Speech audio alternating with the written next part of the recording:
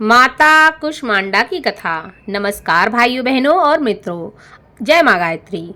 आप सभी का मेरे YouTube चैनल शुभकर माही अष्टू में स्वागत है। आज के इस वीडियो में सुनेंगे नवरात्रि के चौथे दिन माता कुष्मांडा की कथा, जिसको सुनने मात्र से माँ भगवती जगजननी की कृपा आपके जीवन में हमेशा बनी रहेगी। माता की कथा श्रवण करने से माता का आशीर्वाद प्राप्त होता है और जीवन के सभी मनोरथ पूर्ण होते हैं। नवरात्रि में चौथे दिन देवी को कुष्मांडा के रूप में पूजा जाता है। अपनी मंद हल्की हंसी के द्वारा अंड यानी ब्रह्मांड को उत्पन्न करने के कारण इस देवी को कुष्मांडा नाम से अभिहित किया गया है। जब सृष्टि नहीं थी और चारों तरफ अंधकार ही अंधकार था, तब इसी देवी ने अपने ईशित हास्य से ब्रह्मांड की रचना की थी। इसीलिए इसे सृष्टि की आदि स्वरूपा या आदि शक्ति कहा गया है। इस देवी की 8 भुजाएं हैं, इसलिए अष्टभुजा यह कहलाईं।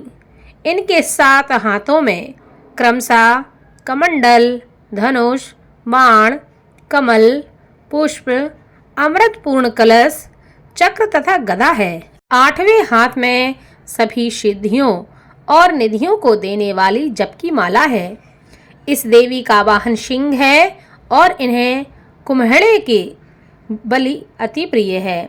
संस्कृति में कुम्हड़े को कुष्मांड कहते हैं, इसलिए इस देवी को कुष्मांडा कहा गया है। इस देवी का वास शूर मंडल के भीतर लोक में है। शूर लोक में रहने की शक्ति क्षमता केवल इन्हीं देवी में है। इसीलिए इनके शरीर की कांति और प्रभा शूर की भांति ही दैदीप्यमान है। इनके ही तेज से 10 दिशाएं आलोकित होती हैं। ब्रह्मांड की सभी वस्तुओं तथा प्राणियों में इन्हीं का तेज व्याप्त है। अचंचल और पवित्र मन से नवरात्रि के चौथे दिन इस देवी की पूजा आराधना करनी चाहिए। इससे भक्तों को रोगों तथा शोकों से मुक्ति मिलती है तथा मनुष्य को आयु, यश, बल और आरोग्य की प्राप्ति होती है। यह देवी थोड़ी सी ही सेवा और भक्ति से प्रसन्न होकर आशीर्वाद देती हैं।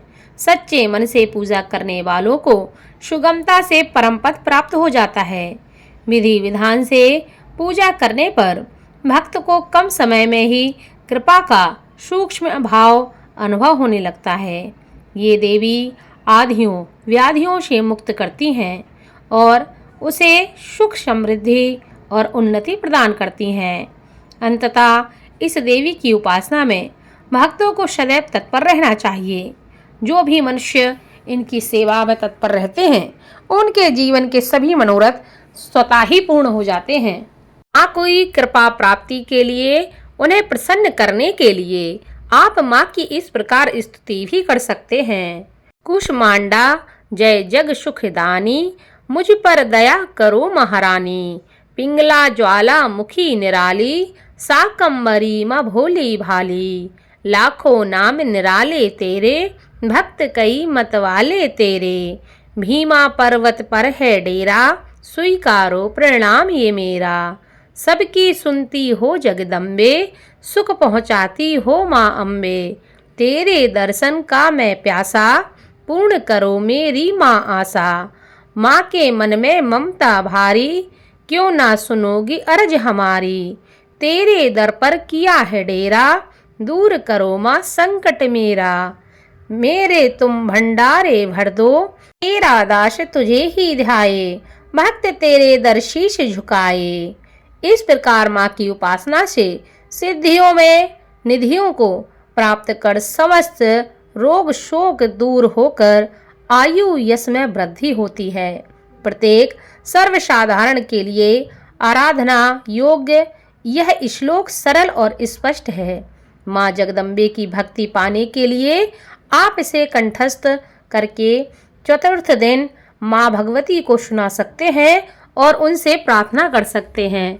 ऐसा करने से माँ की कृपा आप पर अवश्य होगी। बोलो माँ कुष्मांडा की जय। इस कथा को आप ज़्यादा से ज़्यादा शेयर करें ताकि आपके साथ साथ आपके अपने भी इस कथा का लाभ ले सकें और माँ भगवती की कृपा आपके साथ आपके घर परिवार पर हमेशा बनी रहे।